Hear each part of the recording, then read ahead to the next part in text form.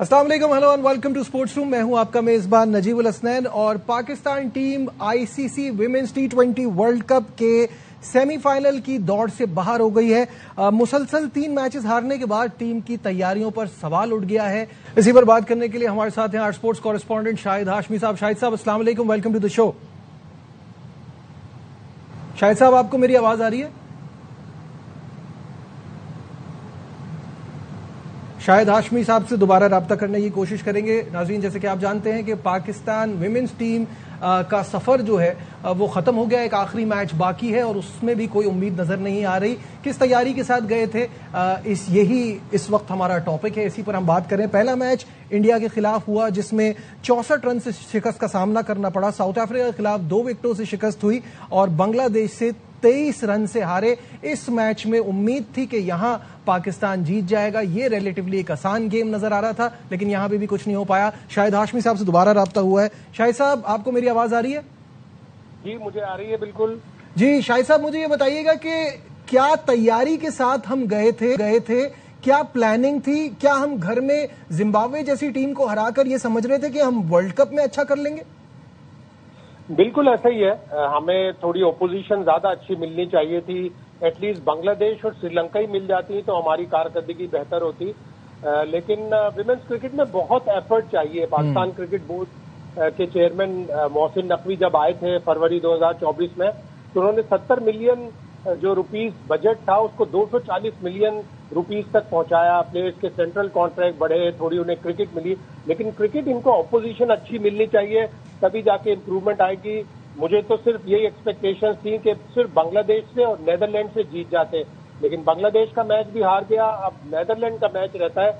अगर पाकिस्तान नेदरलैंड के मैच को हराए, नेदरलैंड का मैच जीते, तो शायद टॉप 8 में फिनिश करे, जो अगले 2028 के वर्ल्ड कप क्वालिफिकेशन के लिए बहुत ही अहम होगा। शाहिद साहब, मुझे ये बताइएगा कि ये जो सिचुएशन है हमारी, इसमें हम लड़कियों को ब्लेम करें तो वो भी कोई सेंस नहीं बनती, क्योंकि प्रोफेशनलिज्म को लेके, स्किल को लेके ये बड़ी टीमों से बहुत पीछे हैं। इनके पैसे बढ़ाना, सेंट्रल कॉन्ट्रैक्ट, ये सारी चीजें ठीक हैं, बट इनको कंपेटिटिव क्रिकेट मिलनी चाहिए और इन लड़कियों को बाहर भिजवा के वहां का एक्सपोजर मिले। बिल्कुल ऐसा ही है। जिस तरह पाकिस्तान की परफॉर्मेंस हुई है कि 11.6 पाकिस्तान के जो बैटर्स हैं उनका एवरेज है इस वर्ल्ड कप के 3 मैचों में, जो कि सब टीमों से लोएस्ट है, चाहे वो आयरलैंड हो उससे भी लोएस्ट है। और फिर जिस तरह कोलैप्सेस हुए, जिस तरह बांग्लादेश का मैच जीता हुआ मैच हारे, इंडिया के मैच में अच्छी पोजीशन से आखिरी 9 विकेट सिर्फ 53 रन पर गिर गई, तो वो स्किल नहीं है हमारी प्लेयरों में। हमें वो स्किल बेहतर करने के लिए इन प्लेयरों को लीग में खिलाने के लिए अपॉर्चुनिटीज देनी पड़ेंगी। जैसे अब फातिमा सना भी 100 में खेलेंगी, वो और मजीद उनकी कारकर्दगी बेहतर होगी, स्किल अच्छी होगी। इसी तरह सादिया इकबाल, नशरा सांधू, सिद्रा अमीन, सदफ शम्स, ये प्लेयर ऐसी हैं जिनको आप अगर पाकिस्तान क्रिकेट बोर्ड नेगोशिएट करे कि उनको द 100 में, बीबीएल, बिग बैश में, दुनिया की लीग में अगर उनको मौका मिलेगा तो उनका स्किल जो है वो इम्प्रूव होगा, चाहे पैसे पाकिस्तान क्रिकेट बोर्ड ही दे उन लीग में से। ये जो बात हो रही है कि कुछ इनकी पाकिस्तान में भी कोई लीग स्टार्ट करनी चाहिए, जैसे विमेंस पीएसएल हो, ताकि उनको थोड़ा एक्सपोजर मिले, कोई टफ मैचेस हो, कोई कंपटीशन इस तरह का हो। ये आइडिया कैसा देखते हैं आप? अच्छा आइडिया है। 2023 में 3-4 मैच हुए थे जिसमें हैदर नाइट और 3-4 अच्छी प्लेयर्स आई थी। उस तरह की लीग हो, जिम्बाब्वे या श्रीलंका या छोटी टीमों के प्लेयरों को बुलाकर लीग कराने का फिर कोई फायदा नहीं होगा। ये जब बाहर जाके लीग में खेलेंगी, जिस तरह हमने कहा कि हम बार बार कह रहे हैं कि इंटरनेशनल डिपार्टमेंट क्रिकेट बोर्ड का बात करें, चाहे पैसे पाकिस्तान क्रिकेट बोर्ड दे, लेकिन उनको अपॉर्चुनिटीज मिले। अगर अपॉर्चुनिटीज मिलेंगी तो ही वो इम्प्रूव करेंगी, जिस तरह आप देखें दूसरी दुनिया की प्लेयर्स इम्प्रूव कर रहे हैं। अच्छा, एक चीज और देखिए, एक तो हमारी कैपेबिलिटीज का हमें पता है, हम ये हमारे इनफैक्ट कहते हुए अजीब सा लगता है, अभी मर्दों की टीम के साथ भी यही प्रॉब्लम चल रही है कि जब आईसीसी इवेंट्स में जाते हैं तो वहां उनकी परफॉर्मेंस बहुत खराब हो जाती है। यही चीज यहां पे भी है, लेकिन एक वन मैन आर्मी की तरह चल रही है। फातिमा सना, मुझे उनका नंबर समझ में नहीं आता। वो कभी 7वें नंबर पे, कभी 8वें नंबर पे जा रही होती है। इन अ गेम लाइक दिस उनको तो ज्यादा से ज्यादा बॉल्स फेस करनी चाहिए, तो क्या उनके नंबर ऊपर नहीं होने चाहिए? 4 या 5 पे नहीं खेलना चाहिए था? देखिए, ये तो बहस है और ये सारे लोग ही कह रहे हैं। 1-2 मैच में जहां पे पाकिस्तान की, जैसे जनूबी अफ्रीका का मैच था उसमें पाकिस्तान की इब्तिदाई विकेटें जल्दी गिर गई थी, तो फातिमा सना आई, उन्होंने अच्छी बैटिंग की, वो नंबर तो चलो सही है, लेकिन उनको ऊपर के नंबरों पर खिलाना चाहिए। T20 के लिए यही कहते हैं कि आपका जो भी इम्पैक्ट प्लेयर हो वो ज्यादा से ज्यादा डिलीवरीज खेले, लेकिन न जाने क्यों 7-8, 7-8, 6 इस तरह के नंबरों पर आलिया रियाज और फातिमा सना को खिलाया गया। आलिया ने तो पूरी सीरीज में, पूरे अब तक के तीनों मैचों में मायूस किया, बैटिंग में भी, फील्डिंग में भी, लेकिन फातिमा सना स्टैंड आउट रही हैं, इसीलिए उन्हें द 100 में भी चांस मिला है। तो टीम मैनेजमेंट को चाहिए था कि ये इस तरह के फैसले करते हैं कि उनको टॉप ऑर्डर में बैटिंग मिलती है, और फिर बॉलिंग में भी हमने देखा कि जो ओवर जरूरी नहीं है, मैंडेटरी नहीं होता कि फास्ट बॉलर ही 19वां और 20वां ओवर कराए। ये इंडिया के मैच में भी हुआ, साउथ अफ्रीका के मैच में भी हुआ और बांग्लादेश के मैच में भी हुआ कि आखिरी 5 ओवर में हमने मैच हार दिए थे। ठीक है, बहुत बहुत शुक्रिया। शाहिद हाशमी साहब हमारे साथ थे और विमेंस क्रिकेट का जो हाल है उस पर हम बात कर रहे थे। यहाँ वक्त हो गया एक ब्रेक का, ब्रेक से वापस आएंगे, फीफा वर्ल्ड कप की बात होगी और फुटबॉल एनालिस्ट अली तैयब भी हमारे साथ होंगे, तो कहीं मत जाइएगा, विल बी राइट बैक। यहाँ फीफा वर्ल्ड कप के एक्साइटिंग मुकाबले जोरों शोर से जारी हैं। स्टूडियो में मेरे साथ मौजूद हैं Ali Tayyab. Ali, over the weekend बड़े जबरदस्त मैचेस हुए, स्पेशली नेदरलैंड जो के जिनको हम तो खैर काउंट कर रहे हैं 5वीं फेवरेट, लेकिन दुनिया में बहुत लोगों का मानना है कि वो आराम से जीत भी सकते हैं ये, और स्वीडन को जिस तरह से हराया है तो लग रहा है कि उनके चांसेस भी हैं। 5-1 से उनकी कामयाबी रही स्वीडन के अगेंस्ट। आई वॉज एक्सपेक्टिंग कि स्वीडन जो है वो अच्छी कारकर्दगी देगा, लेकिन नेदरलैंड्स की, जहां तक मैंने आपको शुरू में ही बताया था और हमने ये चीज डिस्कस भी की थी, आई थिंक सो योखम क्लेमेंट थे जो कि एक इकोनॉमिक एनालिस्ट, आप उनको समझ लें, स्पोर्ट्स तो वो है नहीं, लेकिन उन्होंने इस दफा, हमेशा ही पिछली 3 दफा से उनकी प्रेडिक्शंस करेक्ट साबित हुई थी, उन्होंने नेदरलैंड्स को पिक किया था। और नेदरलैंड्स की जो first match I think so उनकी कारकर्दगी इतनी अच्छी नहीं हमें दिखी, लेकिन इस दफा स्वीडन के अगेंस्ट हमने देखा, I was expecting better Sweden से, लेकिन 5 गोल्स अगेंस्ट स्वीडन, और जिसमें ब्रॉबरी के 2 गोल हैं, समरवेल है, एंड ऑफ कोर्स लिवरपूल के कोडी गैक्पो, जबरदस्त कारकर्दगी रही है, and I am very impressed. बिल्कुल सही है। तो हम थोड़े से मैचेस की बात कर रहे हैं, तो यहां बताते हैं कि केप वर्डे का ड्रीम रन जा रहा है, उनका 2 टाइम वर्ल्ड चैंपियन यूरुग्वाय, अब जाहिर है यूरुग्वाय बहुत पहले जीता था, लेकिन फिर भी एक रिच फुटबॉल हिस्ट्री है, उनके साथ 2-2 से मैच बराबर कर लिया। स्पेन ने अपनी सुप्रीमेसी दिखाई अगेंस्ट सऊदी अरेबिया, 4-0 से कामयाबी हासिल की। चलिए शुरू से शुरू करते हैं। जब केप वर्डे की हम बात करें कि उनका ड्रीम रन चल रहा है, उनकी जो स्ट्रैटेजी अभी तक जो मुझे समझ में आई है, correct me if I am wrong, is parking the bus, यानी डिफेंस पे ज्यादा फोकस करते हैं। बट इस गेम में उन्होंने 2 गोल भी किए, और अगेंस्ट अ टीम जिसका मैंने जैसे कहा कि उनकी रिच फुटबॉल हिस्ट्री है, 2-2 से बराबर करना उनके लिए तो कामयाबी है, बहुत बड़ी कामयाबी। और फॉर अ टीम लाइक यूरुग्वाय, आप देखें ना, 2 दफा की आलमी चैंपियन है, साउथ अमेरिकन टीम, एक पेडिग्री, एक हिस्ट्री है, जहां पे अगर हम केप वर्डे की बात करें, और आपकी एनालिसिस बिल्कुल ठीक है कि उन्होंने पार्क द बस की, दे वर इनवाइटिंग द अटैक्स, और वो काउंटर अटैक पे खेल लेते। जाहिर है अगर आप स्टैट्स देखेंगे नजीब, तो 65% जो है बॉल यूरुग्वाय के पास थी, 35% जो थी वो केप वर्डे के पास थी। उसके अलावा शॉट्स भी जो थे 17 गालिबन थे यूरुग्वाय के, उनके 13 थे। तो विच मीन्स के हमने पहले भी ये चीज डिस्कस की थी when we were talking about Cape Verde against Spain, कि how you make use of the ball. आपके पास बेशक पोजेशन कम हो, लेकिन what you do with it, और यही केप वर्डे ने किया। और देखें यूरुग्वाय की टीम में आपके पास चल डार्विन नूनियस को इस दफा नहीं खिलाया, ऑब्वियसली वो मिसिंग मशीन कहलाता है जब वो लिवरपूल में भी खेलता था, लेकिन उसके साथ साथ उनके पास कुछ अच्छे एक्सपीरियंस प्लेयर थे। वेलवर्डे की हम बात करें, place for Real Madrid, I mean it's a top club and he is a top player. फिर आपने मैनुअल उगाटे देखा है, place for Manchester United, you got some big names over there. Cape Verde जैसी टीमें जो first time आ रही है this biggest stage of them all, और इस तरह का वो 2 गोल स्कोर करे against a team like Uruguay. ठीक है, आप उनका शुमार Argentinas and the Brazil and the France नहीं कर सकते, लेकिन फिर भी एक पेडिग्री है। हाँ, सही बात है। तो 2 गोल करना, I think so it's an amazing feet, और उनके लिए तो ये वर्ल्ड कप का सबसे जो है ना पिनिकल मोमेंट और यादगार लम्हा रहेगा हमेशा। बिल्कुल। Let's talk about Spain, Saudi Arabia, और इस मैच में तो स्पेन ने जो जितनी अग्रेसिव फुटबॉल खेली, जो हमारी एक्सपेक्टेशन थी, पहले गेम में ऐसा नहीं हो पाया, इस गेम में हुआ। कुछ चीजें भी अच्छी की उन्होंने, और लमील यमाल, क्या मतलब, इससे तो बहुत ही ज्यादा एक्सपेक्टेशन है, सुपरस्टार है, ही ऑल्सो स्कोर्ड। तो स्पेन की कुछ स्ट्रैटेजी चेंज लगी पहले गेम की बनिस्बत इस वाले में? आई थिंक सो, एक इंटेंट के साथ आए थे right from the get go. I mean हमने देखा कि they were attacking and inside the few seconds they were right inside the opposition box. आपने देखा कि जिस तरह का cross played in white was a tap in for Lamine Yamal and he was there, he was expecting, he made the run. आप बात ही कि आपको ऑन अ प्लेट मिले भी तो you have to be in that position. Yamal was. फिर अजम बाल को हमने देखा जिन्होंने स्पेन के लिए क्वालिफायर्स में बहुत ज्यादा गोल स्कोर किए. His contributions meant everything for Spain for qualifying for this World Cup.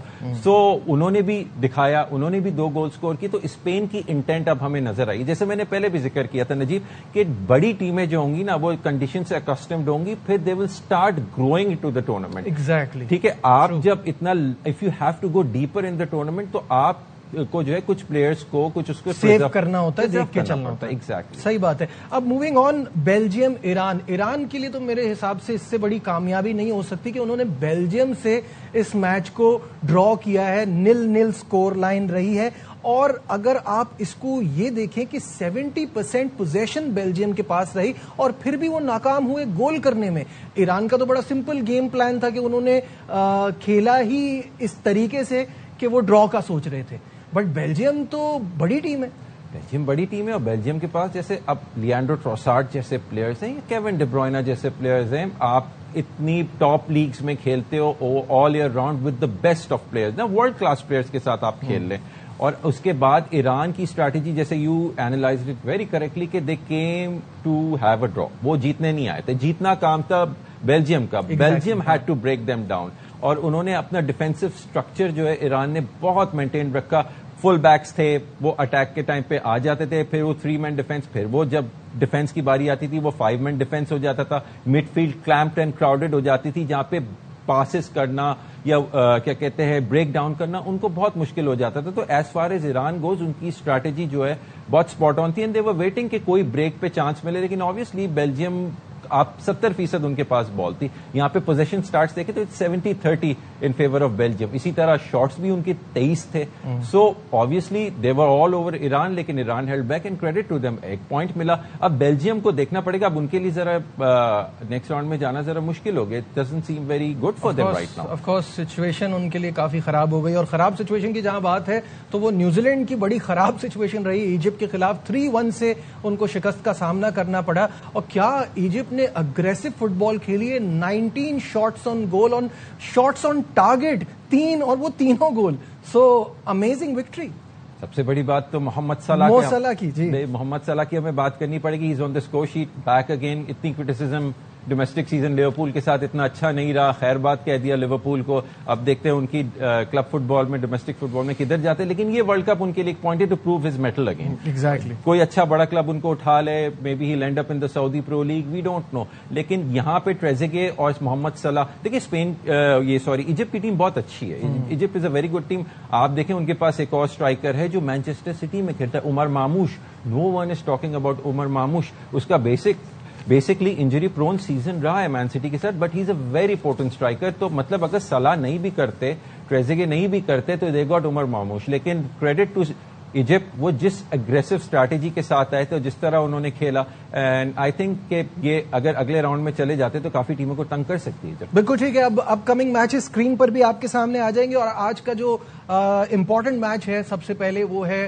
Argentina और ऑस्ट्रिया के दरमियान. डैलस स्टेडियम में ये मैच खेला जाएगा. और ऑस्ट्रिया, याद रहे कि जॉर्डन को 3-1 से हराने के बाद इस मैच में आ रही है. और अर्जेंटीना ने अल्जीरिया को हराया था और वो बड़ा एक कंट्रोवर्शियल सा मामला रहा था. उस पर हम बाद में बात करेंगे. लेकिन अर्जेंटीना ऑस्ट्रिया कैसा देख रहे हैं? अर्जेंटीना डिफेंडिंग चैंपियंस, मेरे हिसाब से बेहतर टीम. अली, काफी जिसको बोलते हैं ना, अल्जीरिया के ऊपर विक्ट्री के बाद अर्जेंटीना को क्रिटिसिज्म का सामना करना पड़े. ऑब्वियसली काफी फाउल्स ऐसे भी हैं. फैंस अल्जीरिया के भी जो फैन थे उन्होंने भी इस चीज को काफी वॉइस किया है. और बाकी भी जो बेसिकली फुटबॉलिंग फैन थे कि मेसी जो है उसको बहुत प्रोटेक्शन मिलती है. वो एक रेड कार्ड ऑफेंस था जिस तरह का उन्होंने full start zone challenge Algeria पे के ऊपर रखा. और मेसी जो है गोल्डन बॉय है, उनको प्रोटेक्शन है. लेकिन I think on the balance of play अगर आप देखेंगे तो जाहिर है अर्जेंटीना अल्जीरिया में डिफरेंस है. इसी तरह आज के मैच के भी अगर हम बात करें, सो अगेंस्ट ऑस्ट्रिया, तो आप जाहिर है Alexis Mac Allister in the midfield, very good midfielder है. फिर आप मेसी के साथ लुतारो मार्टिनेज को देख लें, who is forward at Inter Milan, बहुत अच्छा सीजन उसका रहा है। एमिलियानो मार्टिनेज जो उनके गोलकीपर हैं, जो कि गोल्डन ग्लव विनर भी थे 2022 के वर्ल्ड कप में, very good goalkeeper. Aston villa के साथ यूरोपा विलिंग जो उनका सीजन रहा है, यूरोपियन ट्रॉफी जीती है। So Argentina, I mean they are no pushovers, they are the defending champions. So अगर थोड़ी सी क्रिटिसिज्म लेफ्ट राइट तो चलती रहती है, लेकिन obviously you would expect for a team like Argentina and against Austria, जाहिर ऑस्ट्रिया बेशक Jordan के खिलाफ जीती है, लेकिन यू वुड एक्सपेक्ट कि Argentina would easily put this away. I think 2-0 से तो जीतेगी।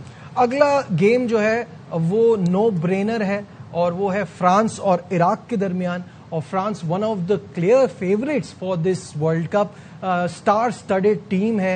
एम्बापे का जो उनकी फॉर्म चल रही है, जिस तरह से वो खेल रहे हैं, मुझे ऐसा लगता है कि ये तो एक बड़ा जबरदस्त मैच है फ्रांस के लिए।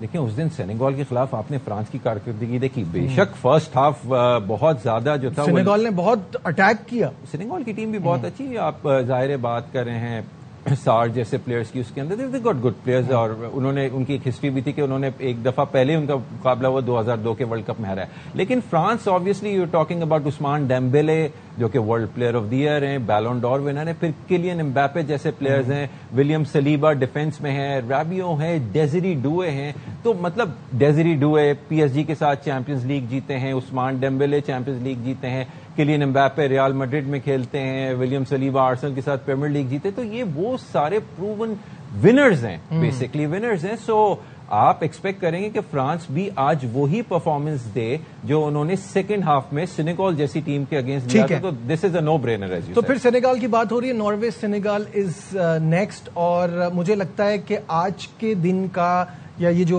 ओवरनाइट जो मैचेस हैं उसमें सबसे वेल बैलेंस्ड गेम मुझे ये दिखाई दे रहा है। नॉर्वे मुझे लगता है अनचेंज आएगी, वही टीम खिलाएगी। क्या लग रहा है इस मैच में? ये बहुत मजे का मैच होगा। This is the pick of the bunch for today's matches, क्योंकि देखिए नॉर्वे में you got Erling Haaland, you got Martin Odegaard, एक क्रिएटर है, एक फिनिशर है।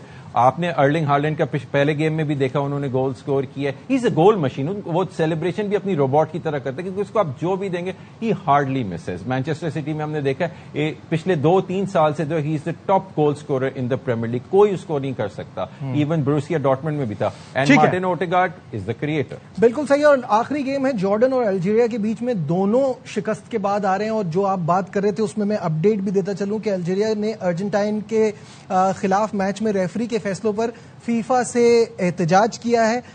उन्होंने कहा है कई मौकों पर रेड कार्ड मिलना चाहिए था जो नहीं दिया है, और अगर कोई एक्शन नहीं लिया गया तो वो वर्ल्ड कप का बायकॉट भी कर सकते हैं। इस खबर पर क्या कहेंगे? ये बहुत बड़ी बात है बेसिकली। और उन्होंने 3 इंसिडेंट्स जैसे आप बात करें ना, उनको रेड कार्ड ऑफेंसेस को उन्होंने हाईलाइट किया है। अब देखिए मैच जब हो जाता है तो फिर पोस्ट मैच जिसको कि हम कहते हैं वो रिव्यू तो नहीं हो सकता, इन रेट्रोस्पेक्ट आप डिसीजन नहीं ले सकते। उनकी डिमांड ये है कि जी ये मैच उनकी तरफ से, अर्जेंटीना की तरफ से फॉरफिट करके पॉइंट्स उनको दे दिए जाए। ये तो नहीं हो सकता, और ये तो बिल्कुल नहीं हो सकता, क्योंकि जो पॉइंट्स ऑन द बोर्ड है वो हैं। अब ये दोनों टीमें हैं जिन्होंने शिकस्त खाई है, तो अब इन दोनों टीमों के दरमियान क्या होगा? You would basically fancy Algeria in this one. ठीक है, बहुत बहुत शुक्रिया अली तैयब हमारे साथ थे। आज में बस इतना ही। दीजिए अपने मेजबान नजीबुल हसनैन को इजाजत। अपना बहुत ख्याल रखिए।